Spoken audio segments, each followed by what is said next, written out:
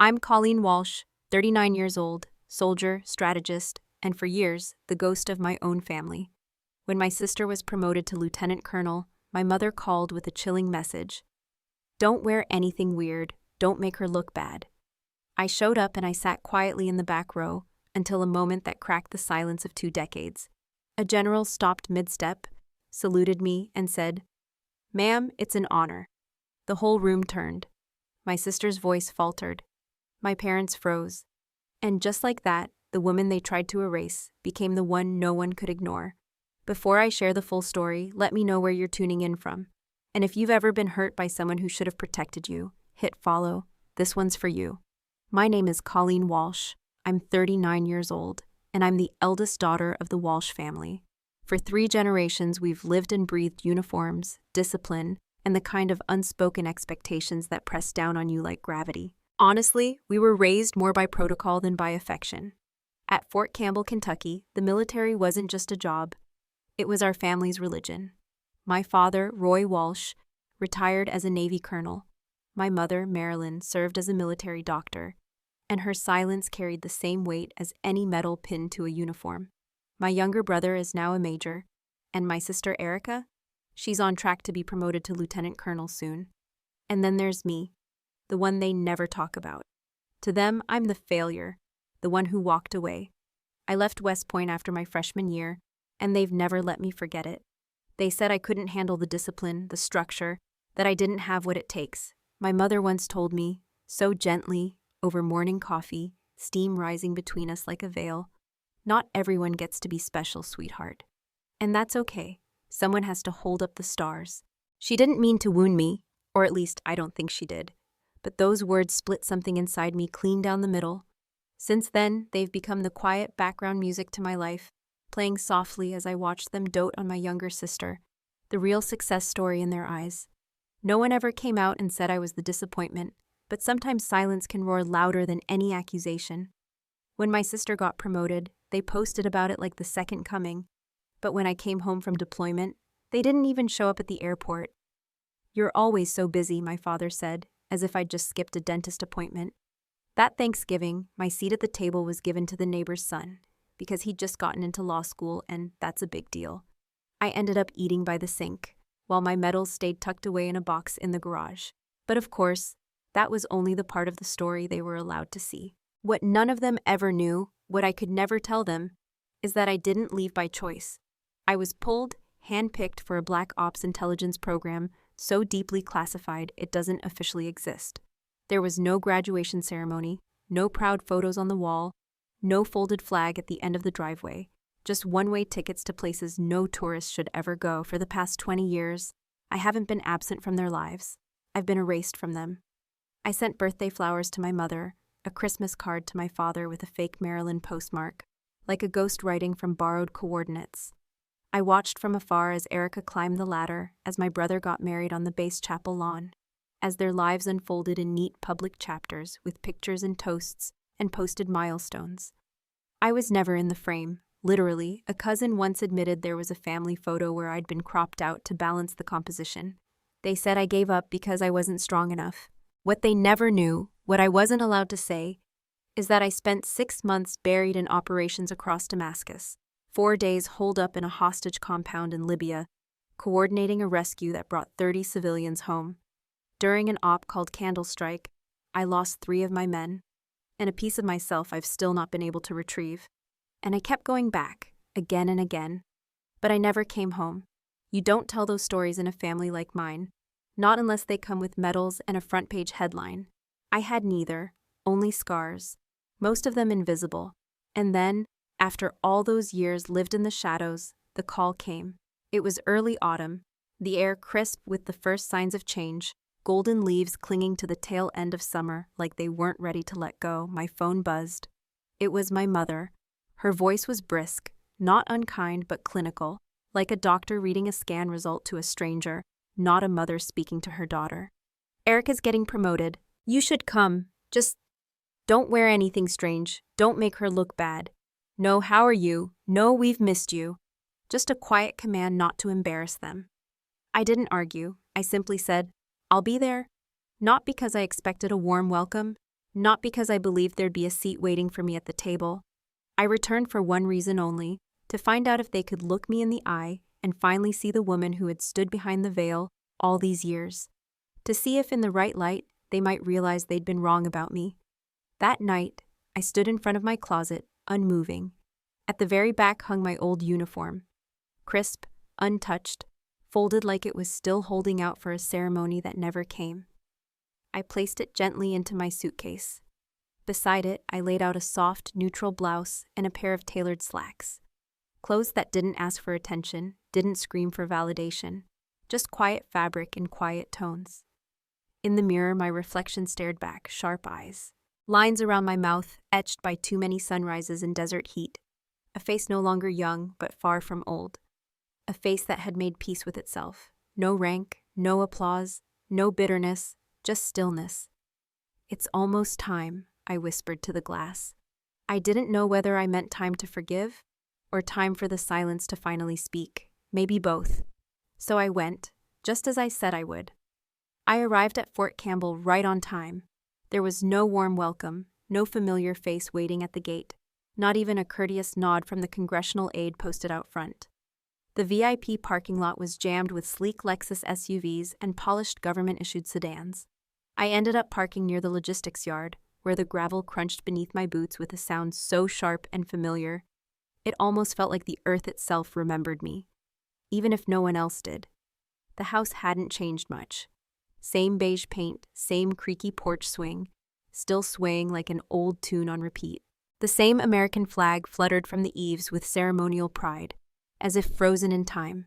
I opened the door and stepped into that stale, memory-soaked air, the scent of lemon floor cleaner and old paperback novels greeting me like forgotten ghosts. My mother was in the dining room, methodically placing pre-printed name cards along the table like a general, setting her ranks for battle. She didn't look up. "Go change," she said flatly. "You'll be sitting next to Erica, but don't interrupt her during her speech tomorrow." No hello, no hug, no mention that I had just driven 10 hours to be there, only instructions. Just like always. My father greeted me the way senior officers nod at one another during a quiet retirement ceremony.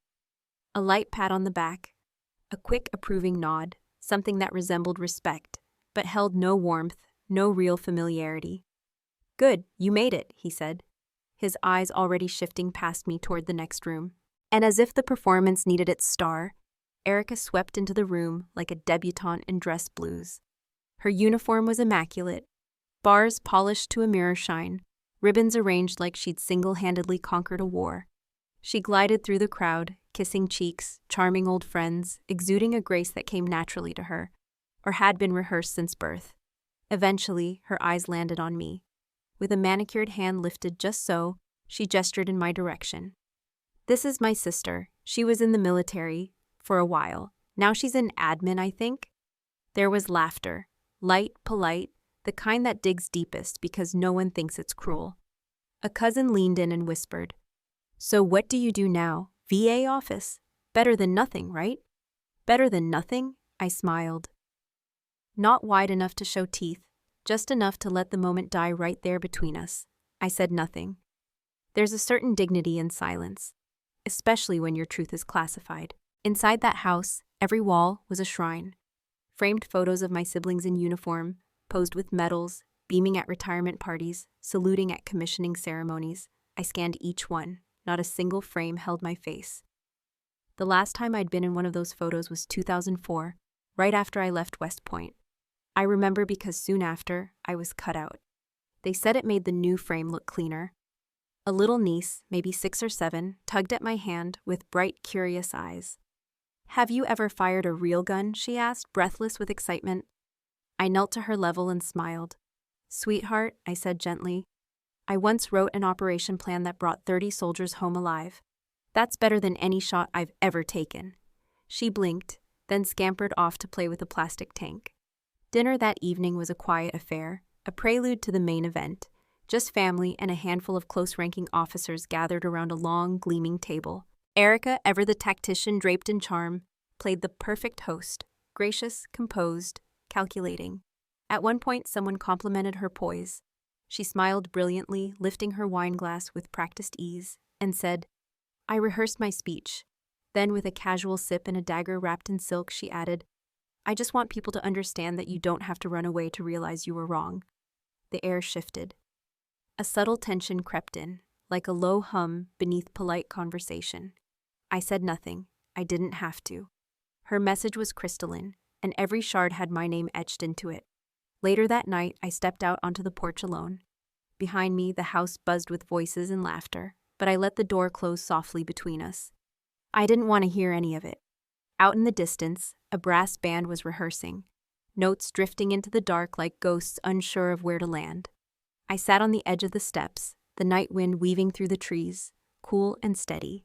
Tomorrow, I would sit quietly, let her have her moment, let the spotlight linger where it always had. But the truth has a voice of its own, and when it chooses to speak, whether in a whisper or a roar, not even Erica will be able to talk over it. The command chapel at Fort Campbell felt less like a sanctuary and more like a monument to hierarchy. Its ceilings rose high into solemn arches, and the brass chandeliers cast golden halos over stiff rows of folding chairs, all meticulously arranged by rank and title, as if preparing for a battle where the weapons were posture and pedigree. I sat in the third row from the back, wedged between the fiancé of a junior officer and someone's overly perfumed aunt. Our section bore the quiet designation of unassigned family, a bureaucratic way of saying, you're here, but you don't really belong. Up front, Erica stood tall behind the podium. The flag flanked her on the left, her shoes polished to a mirror shine on the right. She wore that look, controlled firepower, the kind of gaze perfected through war games and promotion boards. Her words were about loyalty, perseverance, and my personal favorite, the importance of steering clear of those who had once abandoned the sacred faith of the uniform. Every sentence was calculated, every glance choreographed. That speech wasn't just for her superiors, it was an exorcism, and she was aiming it at one ghost in particular. When my name came up, barely, briefly, mentioned only as a family member in attendance, I noticed a few heads turn. Some officers whispered to each other. One leaned toward another and murmured, "She looks familiar. Where have I seen her before?" I didn't flinch. I kept my eyes forward, posture steady, face unreadable. Like any good operative, I knew how to disappear while sitting in plain sight. And that's when he walked in, General Hammond. He entered with a kind of effortless gravity, the kind that makes a room straighten itself before it even realizes why. He scanned the crowd for a moment, his gaze gliding over faces like a searchlight, until it locked with mine. A flicker of recognition sparked, and then, without hesitation, he made a sharp, purposeful beeline straight toward me. My heart didn't race, my palms didn't sweat. But the air around me shifted, like the stillness before a siren blares through the night. He stopped abruptly at my row, his boots striking the floor with a crisp, declarative rhythm. Then came the salute, by the book, sharp, proud, public. "Ma'am," he said, his voice steady and clear, "General Walsh, it's an honor to see you again." The room didn't just fall silent, it froze. Erica's voice caught mid-sentence, suspended like a glass dropped mid-air. Her hand trembled, still clutching the index cards. The applause that had followed her every polished phrase earlier had vanished into a vacuum. In that instant, she was no longer the gravitational center of the room.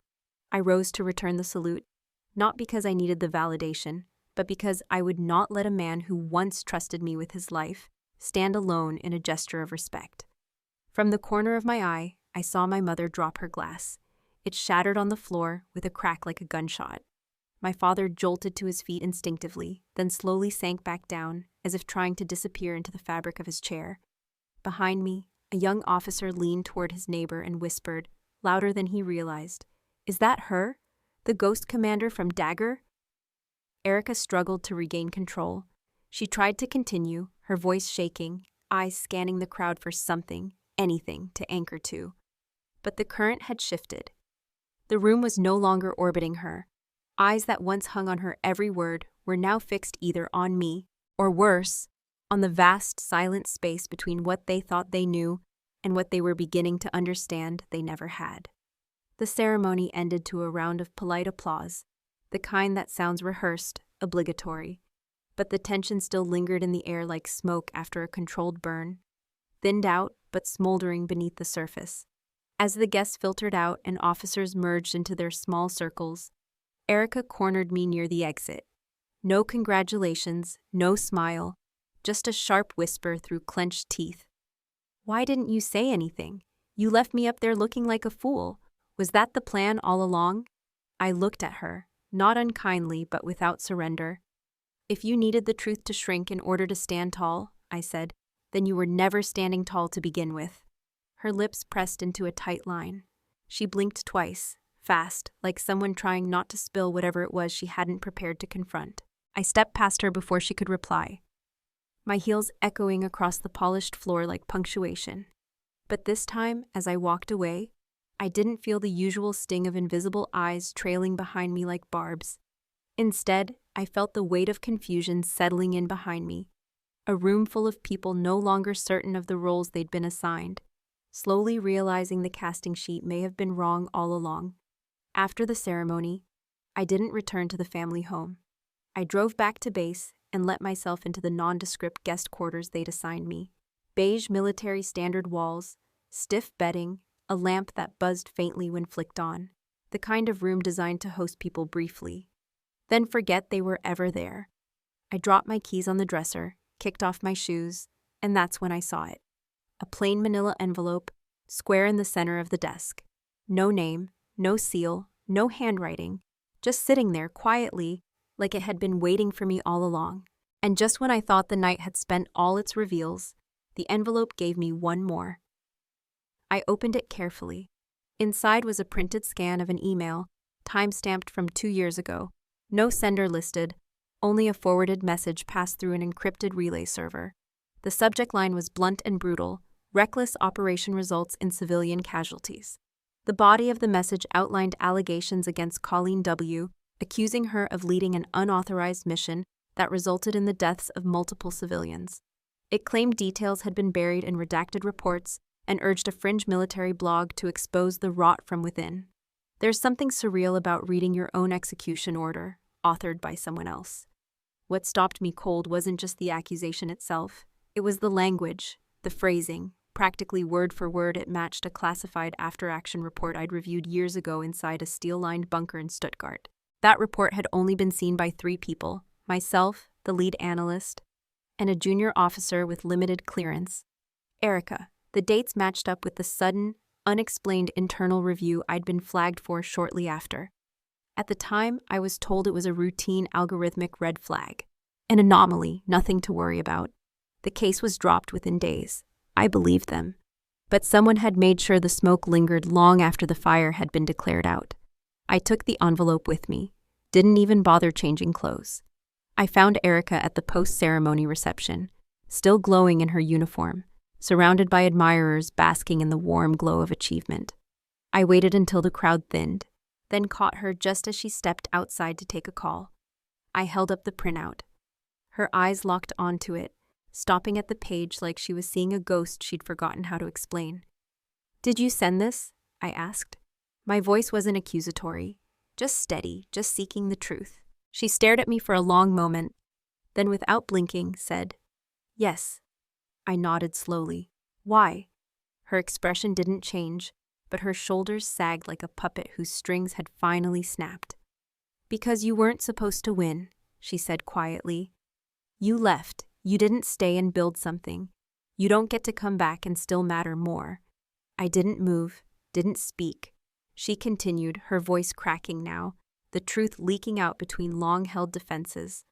"They never stopped talking about you, even after you left, even when I did everything right. I thought, if I could erase you from the picture, maybe then they'd finally see me." Silence fell between us, heavier than any accusation. And in that silence, I didn't see the decorated officer or the bitter rival. I saw the child, the little sister who once followed me barefoot through the backyard, desperate to be included, aching to be extraordinary in a house where excellence was currency. "You do realize," I said softly, "that leaking classified intel is a felony." Her eyes widened for a flicker of a second before narrowing again. She didn't reply, and I didn't push. I turned and walked away. The night air hit me like a wave, sharp and cold. I clenched the envelope in my hand, my fingers trembling, not from rage, but from the deep, quiet ache of realization. Sometimes the blade in your back comes from the same hand that once helped you learn to walk. It was the blare of the base alarm that pulled me from sleep, not the routine bugle call that eased you into another day of order and repetition, but something sharper, more urgent, shrill enough to slice straight through bone. It wasn't designed to rouse you gently, it was built to flood your bloodstream with adrenaline. Seconds later, my phone lit up. Emergency protocol in effect. All senior personnel report to Coordination Command. There was no time to ask why. Muscle memory took over. Within minutes, I was dressed and out the door, the weight of instinct leading my steps faster than conscious thought.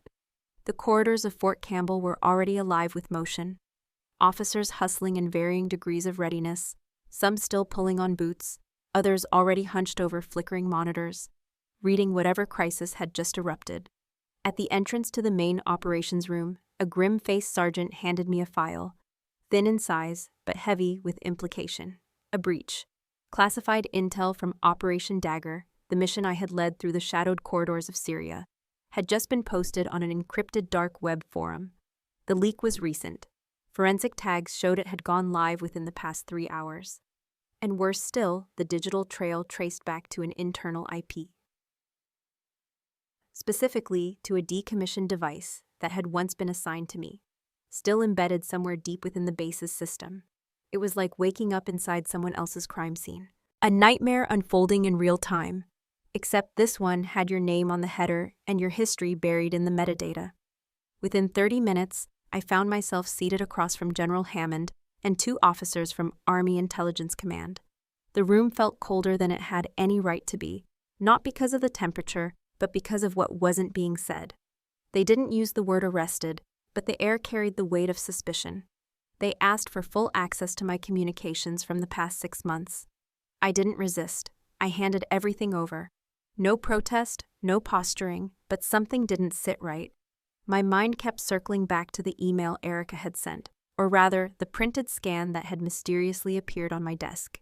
At the time, I hadn't dug into it. But now, with the agency's tools at my disposal, I recovered the metadata and traced the forwarding path. And what I found left me breathless.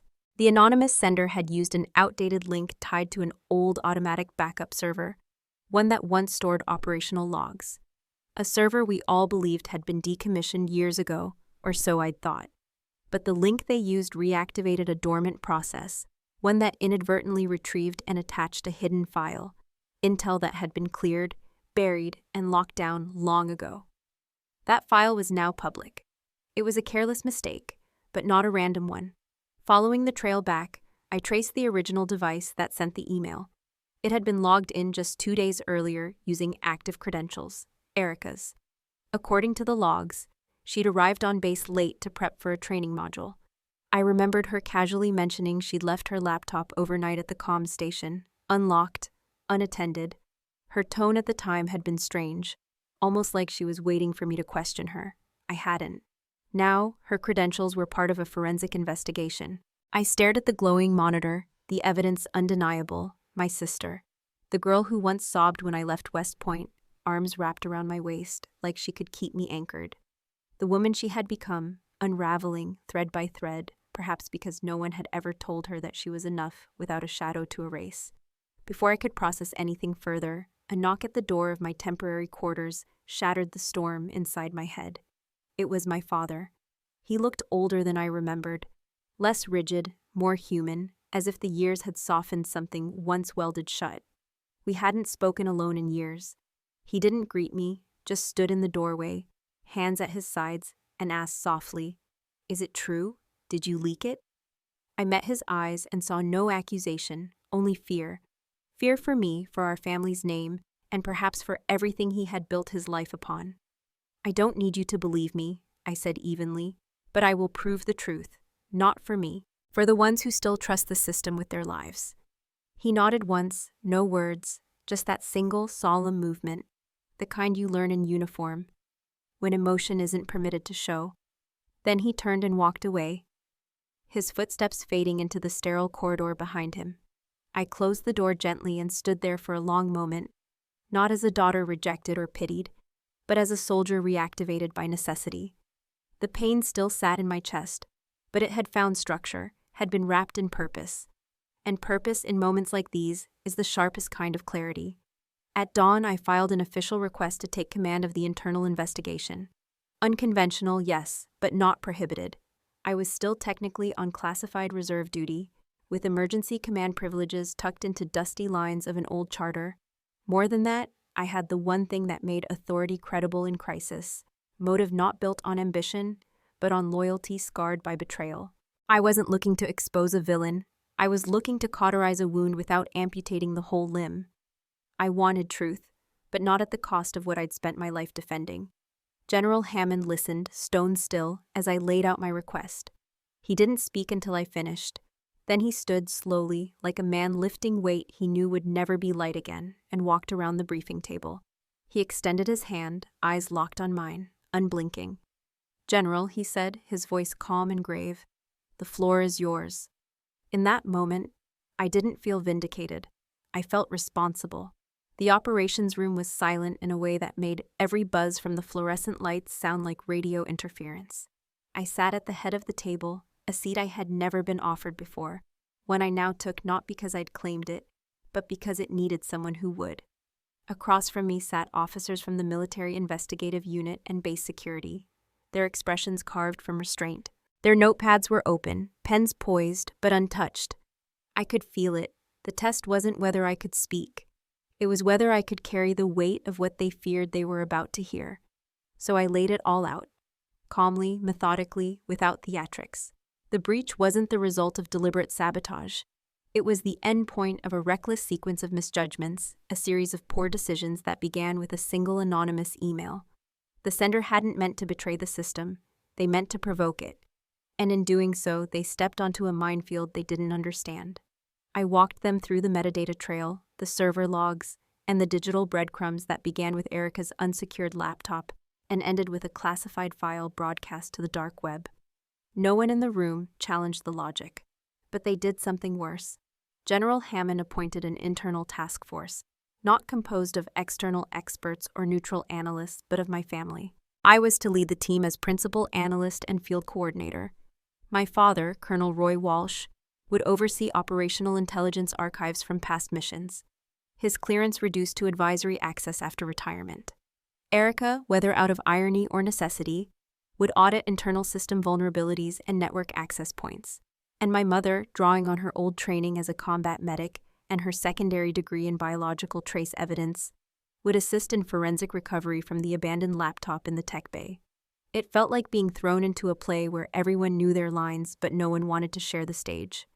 The task force's first meeting was as cold as the room we met in. My father opened with a briefing, eyes locked on the screen in front of him, as though the glowing pixels were less painful than the people. His tone was clipped, hollow, like he was reading a eulogy for something still breathing. Erica followed. Her report was short, efficient, sterile. Her voice was flat, her gaze fixed on the table, never once meeting ours.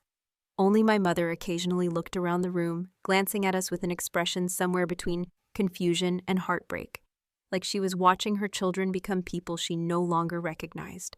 But I hadn't come here to mend family wounds. I came for results. The mission was bigger than our history. It had to be. And then finally, the breakthrough came. While sweeping through a storage node linked to Erica's server scans, our security AI flagged a dormant Trojan embedded inside a logistics file from 2017. It had never been activated, just hidden, nestled like a parasite inside a benign shell. The year stood out, 2017. That was the same year I'd clashed with Derek Glade, a fellow strategist, during a joint op in Mosul. He had advocated for a sweeping assault through civilian zones to flush out enemy presence. I had blocked it, demanding a phase containment strategy instead. It was the right call, but it marked me in his eyes as a bureaucratic obstacle, a liability. Derek wasn't just a man who held grudges. At the time, he had limited override access to temporary campaign server encryption. If he'd planted the malware back then, it could have laid dormant for years, waiting for someone like Erica to trigger it by accident, through the wrong path at the wrong moment. That's when my mother, quietly and without drama, handed me a worn folder labeled Candle Strike. She said softly, "You left it when you walked away." I read it. Back then I thought you were running. Now I think you were just trying to survive quietly." I couldn't answer her, not because I didn't want to, but because her words weren't an apology. They were something older, heavier, recognition. I smiled, not out of pride, but because something fundamental had shifted. That night, our system picked up a login ping from a remote IP, an attempt, unsuccessful, to scrub log traces tied to the original breach. The location, a motel just outside Fort Campbell, reserved for 3 nights, paid in cash. The name on the registry, Derek Glade. This wasn't just about my sister anymore, or my family. There was someone out there, intelligent and patient, who knew how to cloak himself in the fractures we had created on our own. A man hiding behind the chaos we were too blind to see until now. The raid on the decommissioned tech bunker came like the eye of a storm moving in. At first, quiet, then electric. Under emergency order, we locked the site down with surgical precision. Derek had returned to the one place no one was monitoring, a forgotten division's relay room, still linked to secondary military networks. He was halfway through uploading compressed data when we breached. He didn't resist. He didn't even flinch. He just looked at me and said, with the faintest hint of a smirk, "Been a while, huh?" In the interrogation room, Derek laid it all out, not with pride but with precision. "I didn't want to ruin you publicly," he said. "I just wanted you out of the room. The intel leak was designed to paint you as dead weight. Once your clearance was stripped, no more NATO briefings, no more front row seats at strategic tables. You moved up too fast. People stopped questioning you." His voice wasn't unhinged, it was bitter. The bitterness of a man who'd nurtured a grudge until it had metastasized into obsession. He hadn't destroyed us. That's what struck me most. He hadn't broken our family. He'd just studied the cracks until one of us stumbled. Then he planted his flag in the wreckage. When Erica read his confession transcript, she sat in silence. Her eyes traced the words like they might rearrange themselves into something less damning. After a long pause, she finally spoke without looking at me. "I didn't know what I did would lead to this." Arms folded, I replied. "Sometimes we burn dry fields out of envy. We forget people sleep on that grass." Her face flinched slightly, but she held her composure. That was Erica, pride woven so tightly around guilt, it became her armor. The next day, during final report assembly, Erica submitted a written appendix. She took full responsibility for initiating the email chain that had enabled Derek's breach. Though she wasn't charged criminally, her actions lacked intent to compromise national security. She accepted a formal reprimand. It would bar her from promotion for the next 5 years. She signed it without being asked. It didn't feel like victory, it felt like truth finally arriving, late and bruised. At the task force's final debriefing, we sat across from each other again, but something had shifted.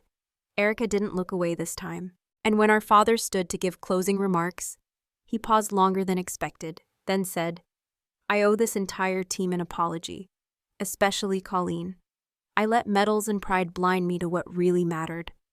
It was the first time I'd ever heard him admit fault, let alone in a room full of brass. Erica didn't cry, neither did I. But when I met her eyes, I no longer saw a rival who had once tried to erase me. I saw a woman learning how to stand without pushing someone else down to do it. The morning of the Regional Strategic Summit arrived wrapped in a dense fog that clung to the base like memory. Unshakable, intimate, quietly heavy.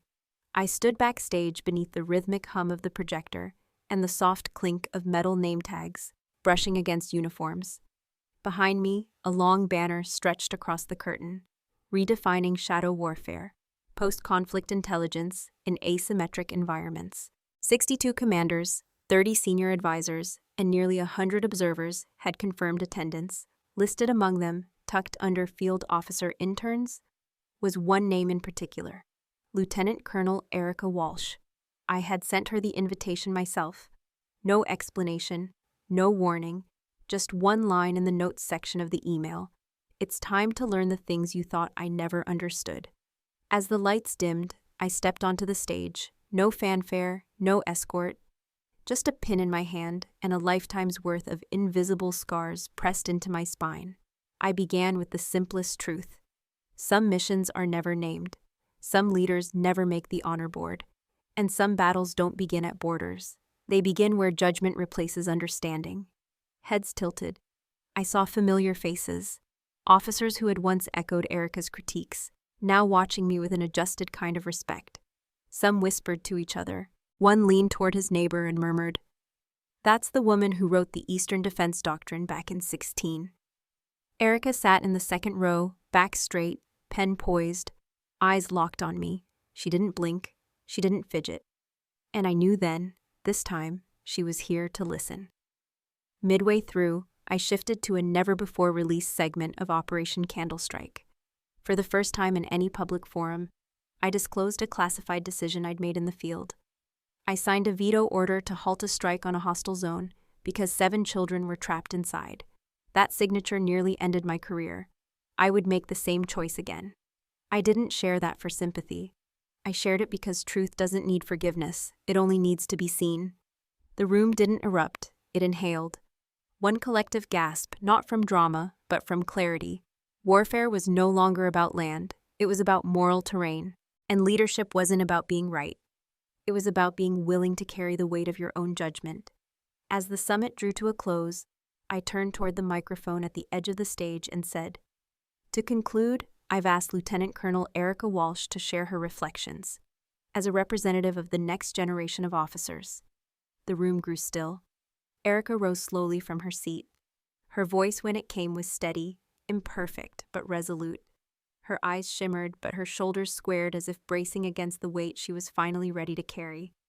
"I grew up believing praise was the end goal," she said, "that whoever stood tallest would be the one most worth listening to. But today I learned that real honor lies in knowing who you can learn from, and in having the courage to admit it." The applause was immediate, but it wasn't for me. It was for something greater.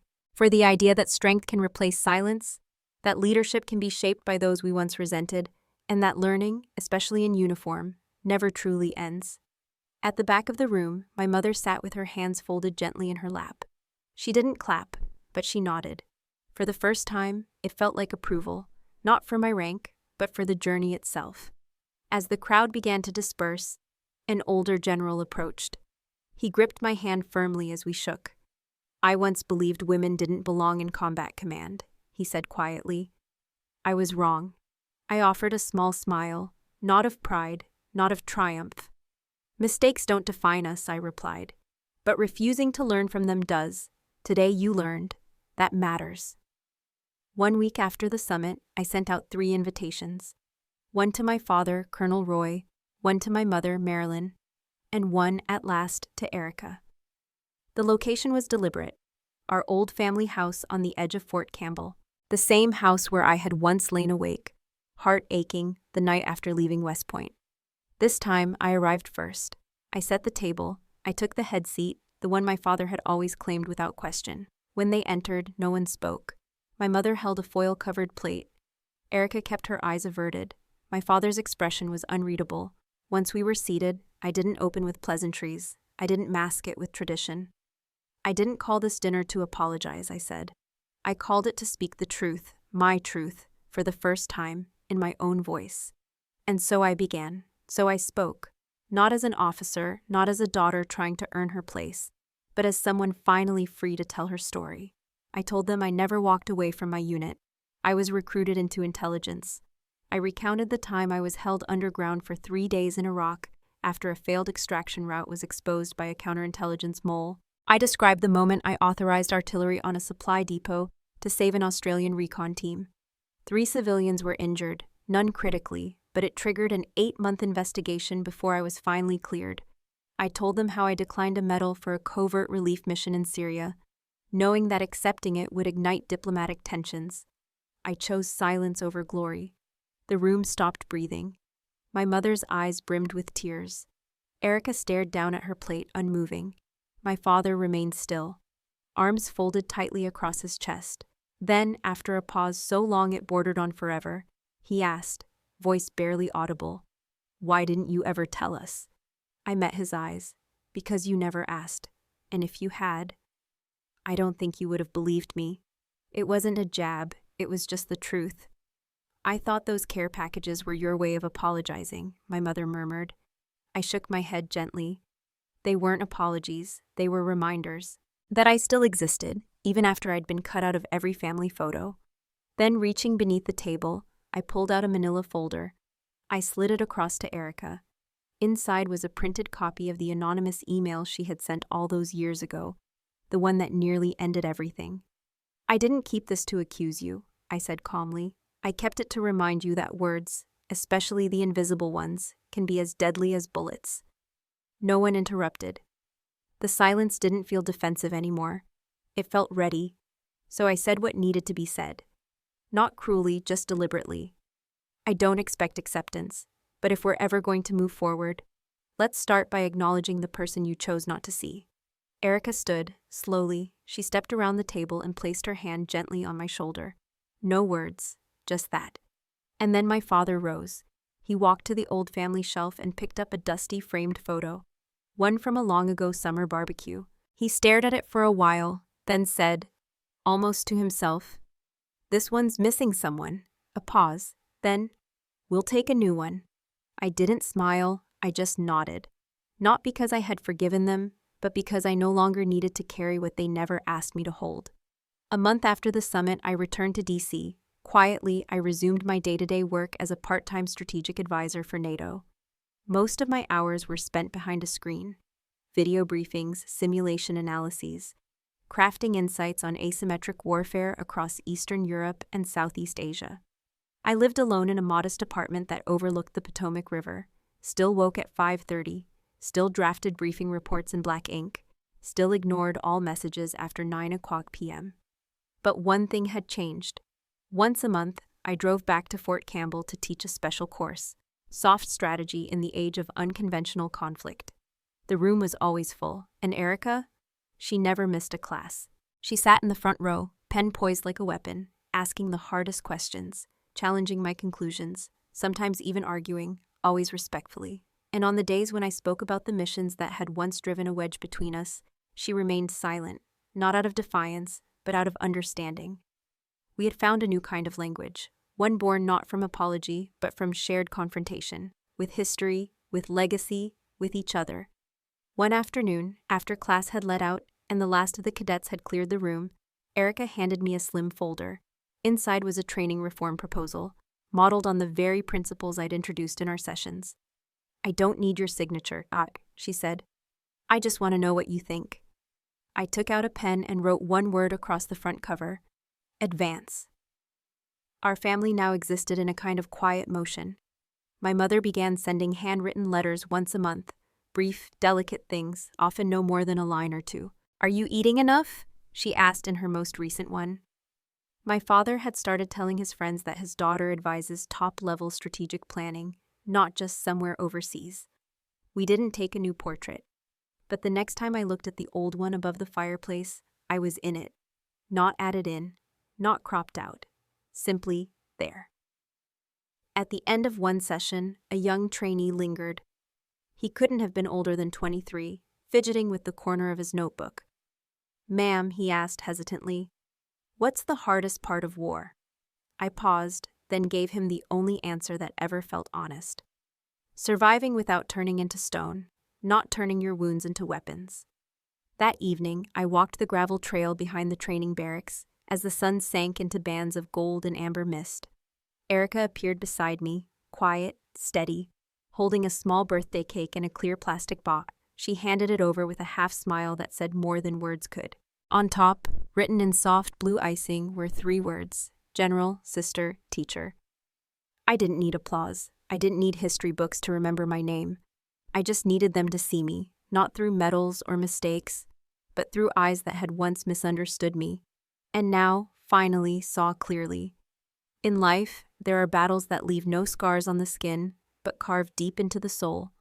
We learn that strength isn't always in the loudest voice. It's often in the one that chooses silence with dignity. And sometimes, the bravest thing we can do is to stay, when walking away would be so much easier.